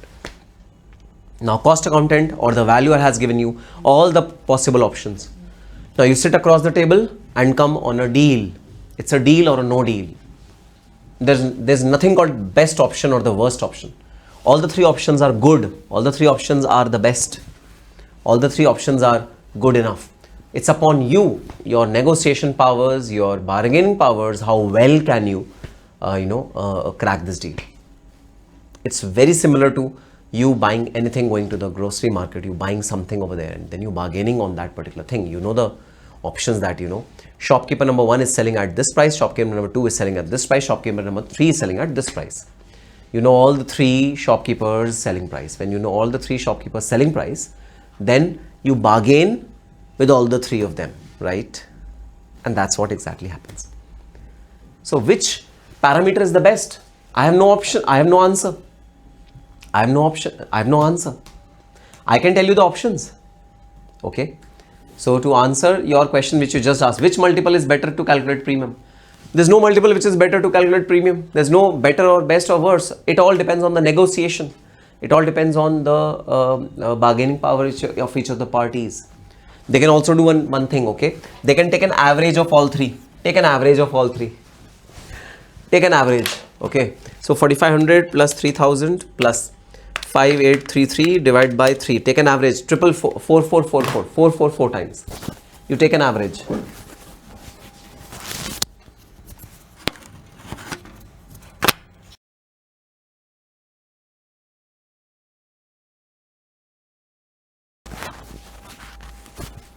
So ultimately, your wish. There's no good or better parameter. Yes, in the examination, examiner will always give you, the way to calculate the price. It will give you that you have to calculate your price according to MPS or NAV or EPS. It will give you in the examination. So you need not worry about, in the examination, which parameter will we choose. Examiner will give you the parameter. Okay. So now, I'll introduce you to one terminology. Okay. I'll introduce you to one terminology, one term which we will be using a lot during our further deliberation, which is the swap ratio. It is the swap ratio or the exchange ratio. It is the swap ratio or the exchange ratio. Now, what do you mean by swap ratio or the exchange ratio? So guys, I'll highlight the swap ratio or the exchange ratio in blue color to show you what is the swap ratio. So this is the swap ratio. This is the swap ratio or the exchange ratio. This is the swap ratio or the exchange ratio. So what is the swap ratio? Swap ratio is the ratio which we multiply with the existing number of shares of the target company to get the new number of shares that target company shareholders will get. That is the swap ratio. What is the formula for swap ratio? Formula for swap ratio is NAV or EPS or MPS of the target company whole divided by NAV or EPS or MPS of the bidder company. This is the swap ratio or the exchange ratio. The ratio in which our shares will be exchanged with the shares of the target company. This is the exchange ratio or the swap ratio. So just to give you swap ratio of option number 1, 30 divided by 50. 30 divided by 50. Swap ratio in option number 1 is 0.6, which means for every 1 share of target company, they will get 0.6 shares in A Limited, the bidder company. The swap ratio is 0.6. What is the swap ratio in case number 2? Case number 2, 14 divided by 12, it's more than 1. It's 1.16. It's 1.166, which means for every 1 share of target company, the target company will get 1.166 shares of the bidder company. That is the meaning of swap ratio. And what is the swap ratio over here? 1.8 divided by 2, it's 0.9, which means for every 1 share of target company, the target company will get 0.9 shares of the bidder company. For every 1 share of target company, the target company will get 0.9 shares of the bidder company. That is how swap ratio is computed. That is how exchange ratio is computed. Okay. This is the formula for swap ratio or the exchange ratio, which we will use very frequently for our computation purposes for the purchase consideration, where the purchase consideration is determined in shares. Exchange is done in shares. There we'll be using this particular ratio. Alright. So mode of consideration of merger and acquisition deal. The purchase consideration may be paid in terms of cash or in terms of shares. The more popular method of payment in large transactions is predominantly stock for stock, which means shares. Such settlement of an acquisition transaction through equity shares of acquirer is also technically called equity as a currency for the deal. So we are using, for the deal, for the merger and acquisition deal, we are using equity as the currency. We are using equity as the money. That's why, this particular method is quite popular, stock for stock. Now the swap ratio. Swap ratio is the ratio at which an acquiring company will offer its own shares in exchange for the target company's shares during a merger or acquisition deal. So, whatever acquiring company will offer for the target company shares in the merger and acquisition deal, that is known as swap ratio. For example, 10 shares of target company are exchanged for 1 share in the acquiring company. The swap ratio in this case is 1:10. This can also happen. So for every 10 shares of the target company, they will be issued 1 share of the bidder company. Very, very less, a swap ratio. This is 1:10. So basis of computation of swap ratio, one or a mix of the following bases may be used to compute the swap ratio. Earnings per share may be used, market per share may be used, book value may be used, NAV may be used. Any of the parameters can be used. Now you tell me in the chat box which one is the best parameter. You tell me in the chat box which one is the best parameter. One parameter that if given in the examination, we'll choose that over any other parameter. Which one is the best out of them?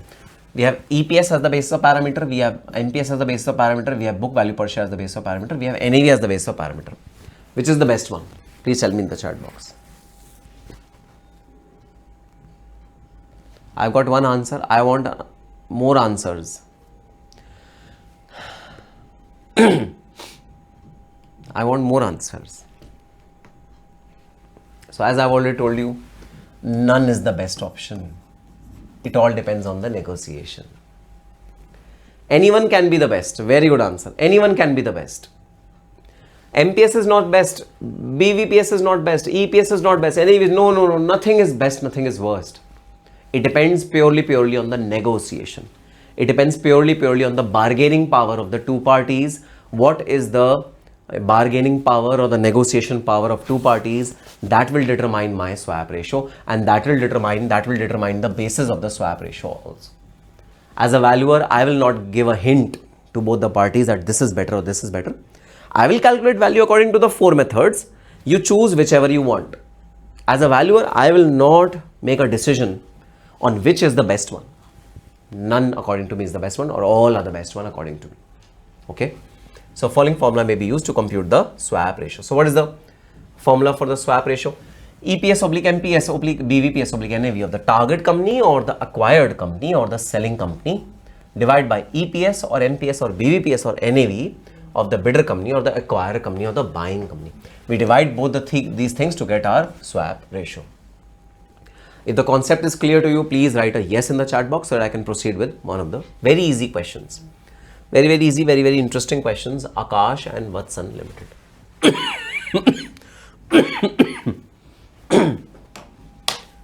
Please comment a yes in the yes. Very good.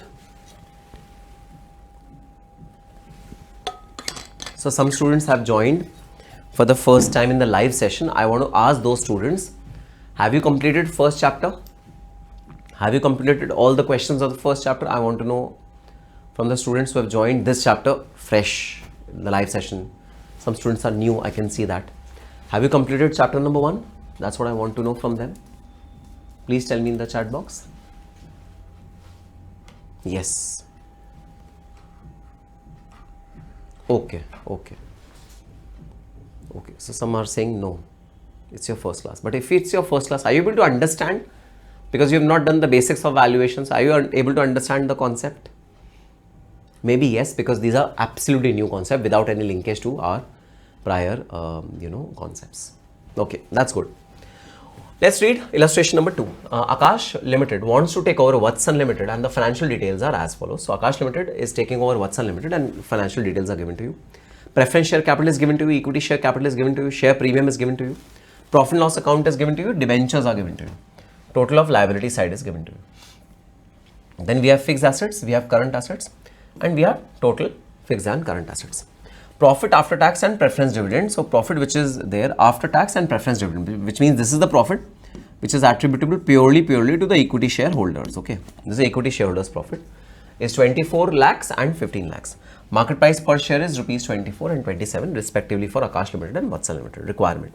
What should be the share exchange ratio? You need to find the share exchange ratio to be offered to the shareholders of Vatsan Limited. So Vatsan Limited is the target company. Okay, let's write over here.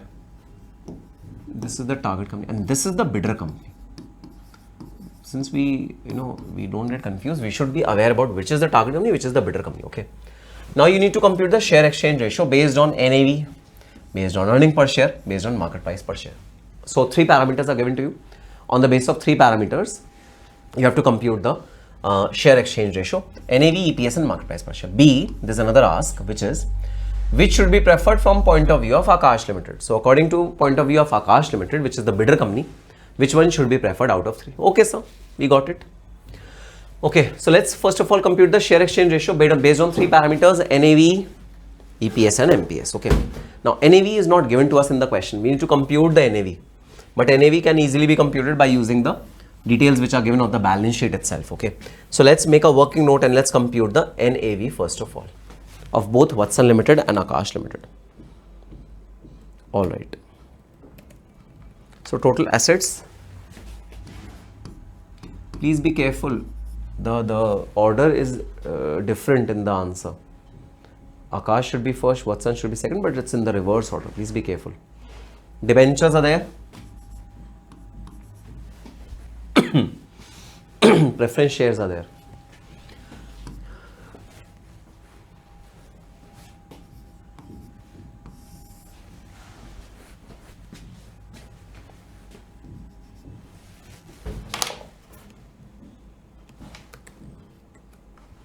The net shares which are attributable to the equity shares.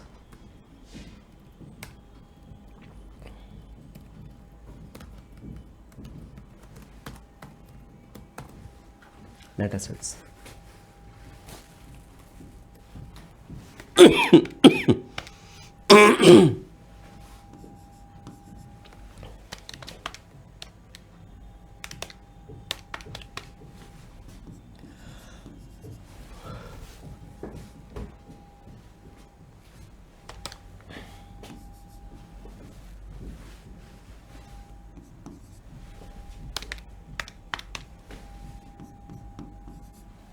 NAV is 11.2 and 13.8. That is the NAV. So bidder company NAV is 13.8. The NAV of target company is 11.2. We'll compute the share exchange ratio based on NAV. Okay. Okay, sir. So 11.2 2, 13.8, working note number 1, working note number 1.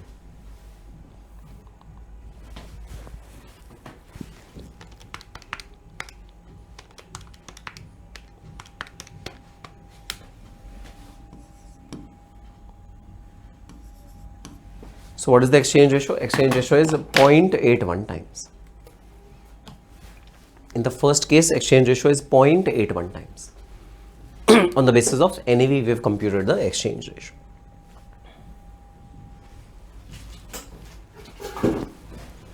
.81 times on the basis of NAV. Yes, 0.811.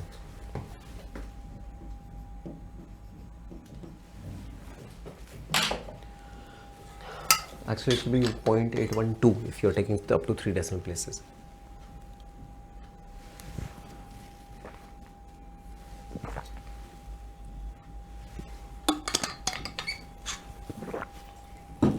Now tell me how many shares should be issued in Vatsan Limited, in Akash Limited to Vatsan Limited. How many shares, number of shares to be issued?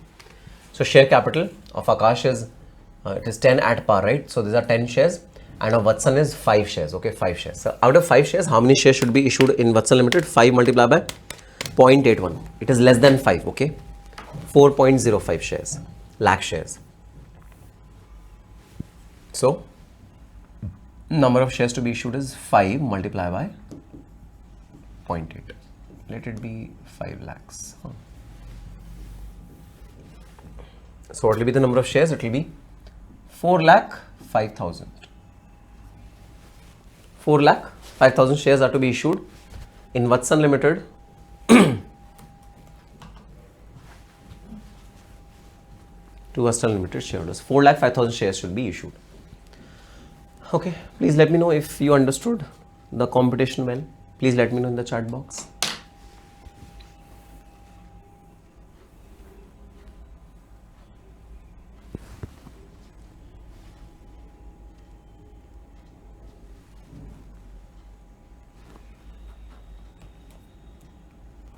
Perfect. Okay. Now, so we computed the first part. The exchange ratio, which is based on NAV, should be 0.812. That's the exchange ratio. Okay. Let's come on to the second part. Second part is we need to compute the exchange ratio on the basis of EPS, earnings per share. And yes, data is given to compute the earning per share. We don't know what is earning per share, but data is given to compute the earnings per share. That's very well given to us. Okay. Okay, sir. So what is the data? Profit after tax and preference shares is 24 lakhs. For Vatsan Limited, it is 15 lakhs. 10 lakh shares of Akash Limited. 5 lakh shares of Vatsan Limited. So earnings per share is 2.4. Earnings per share is 3.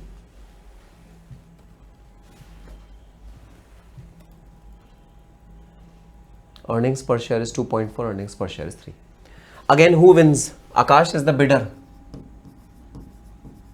And Vatsan is the target. Who wins this time? Vatsan wins. Vatsan's target company is EPS is higher. Now, without calculating any further, you have to tell me whether in this case the shares which will be issued by bidder company to target company will be more than 5 lakhs, because 5 lakhs is the existing shares, or less than 5 lakhs. In this case, the number of shares which are to be issued, without calculating further, guys, don't calculate further, okay?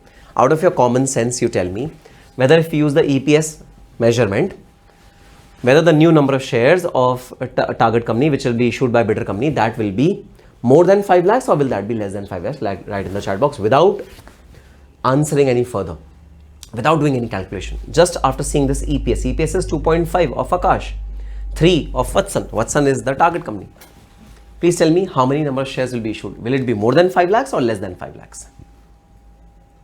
Please tell me in the chat box. Without calculation. The catch is that you should give this answer without calculation based on your logic. I want to see your logic. Calculation is easy, I know that, but I want to see your logic. So if your answer is more than 5 lakhs, write 1. If your answer is less than 5 lakhs, write 2. Perfect answer. Very good answer. Very good answer. Obviously, it will be more than 5 lakhs because the EPS is more in case of target company. So, target company has a more bargaining power. When target company has more bargaining power, then obviously number of shares that will be bargained will be more than 5 lakhs by the target company. It will be more than 5 lakhs. Very good answer. Chalo, let's try compute the swap ratio. EPS of Vatsan Limited, that is the target company, divided by EPS of Akash Limited. So, EPS of Vatsan Limited is, 3 divided by 2.4. 3 divided by 2.4. Please calculate the share exchange ratio. And please tell me in the chat box what will be the share exchange ratio.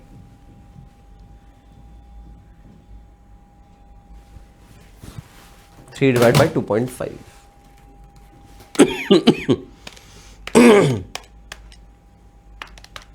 Yes, it is 1.25 times. 1.25 times. It is 1.25 times. Very good answer. Very good answer. So, hence on the basis of EPS, the swap ratio is computed as 1.25 times. So, Vatsan Limited shareholders will be issued 6,25,000 shares. How is it calculated? It is calculated as 5 lakh multiplied by 1.25 times is the swap ratio. So, swap ratio is 1.25 times. The new number of share is 6,25,000. And the last parameter is MPS. We need to calculate the swap ratio on the basis of MPS. MPS is already given in the question. MPS of Akash Limited and Vatsan Limited is already given in the question. Now guys, you need to tell me without further answering, without further dwelling into the swap ratio or the calculation, you have to tell me whether in this parameter also the number of shares which I issued to target company will be more than 5 lakhs or less than 5 lakhs. Whether in this case also MPS, on the basis of MPS, the number of shares will be more than 5 lakhs or less than 5 lakhs. You have to tell me without calculating, based on your general knowledge. Don't calculate. Perfect answer. Very good answer. Yanna Raskala, mind it. Very good answer. This proves that your focus in the class is undiverted. This proves that your 100% attention is in the class. This proves that you are not just interested in mugging up the formulas, just mugging up the concept and just putting it. You are interested in understanding the logic behind the formulas. This proves that. Very good answer. This time also the answer will be more than 5 lakhs because the parameter is higher in case of the target company. Very good answer. Okay, so MPS of Vatsan Limited divided by MPS of Akash Limited. Vatsan Limited is 27, Akash Limited is 24, I guess. Hooray! Yes, hooray! 27 divided by 24. 1.125 times.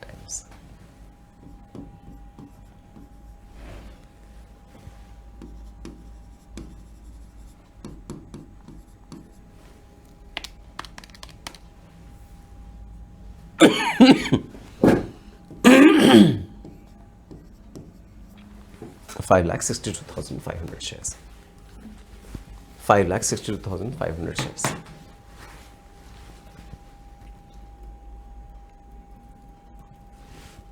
Five lakh 62,500 shares. So these are the new number of shares which are issued by Vatsan, issued by Akash Limited to Vatsan Limited. 5,62,500 shares.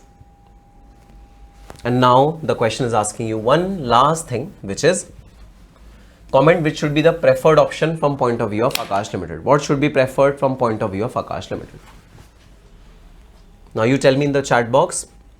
Option A, number of shares to be issued is 4,05,000.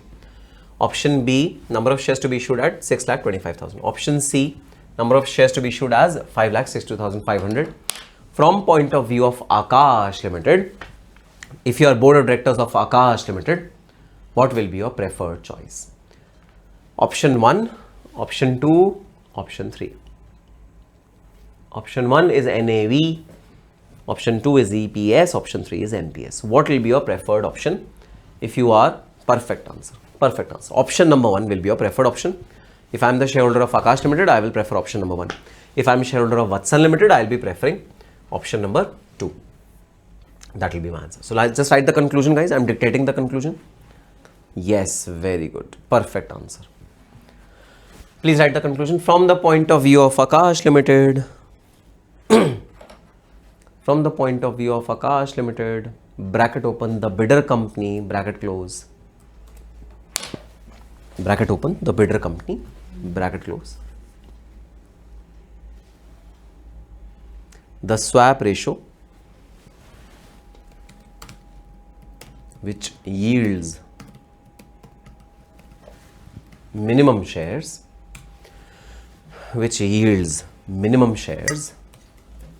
will be preferred.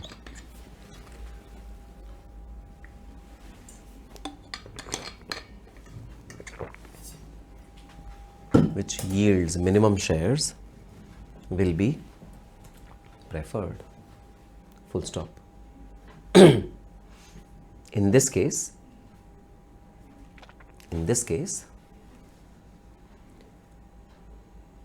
the minimum shares are issued. In this case, the minimum shares are issued by computing the swap ratio on the basis of NAV. In this case, the minimum shares are issued by computing the swap ratio on the basis of NAV. Full stop. Hence, from the point of view of Akash Limited,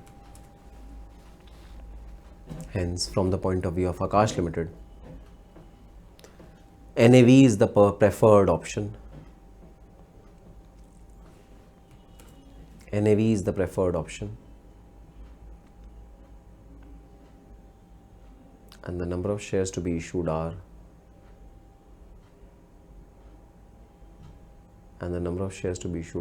4,05,000 shares. The number of shares to be issued are 4,05,000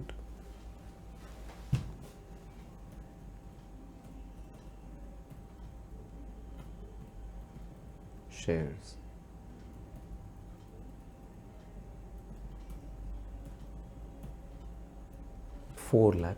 shares.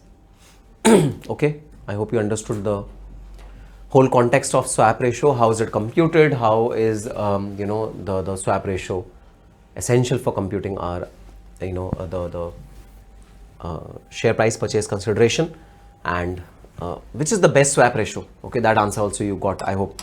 So this was the concept of swap ratio, a very preliminary step, a very preliminary concept in our entire discussion on the valuation in case of merger and acquisition, but a very, very strong pillar of our entire chapter.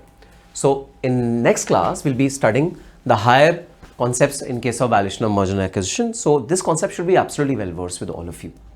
So now it is a requirement for all of you. Please do all the 2 questions which are done in the class in your register in a fair manner, including all the headings, all the all the conclusions. Write them well in your register. Please draw the tables, and tables should be drawn in scale, not in free hand. So properly present your answer well in the register and keep your complete register up to the date. So when we start our next topic in the next class, you are well abridged, well versed with whatever has been done in the last class. So that is your homework for today. Alright, so yes, that's all for this particular session, guys. We'll be meeting in our subsequent sessions of merger and acquisition. Till that time, all the very best and happy studying. Bye-bye. See you in the next session.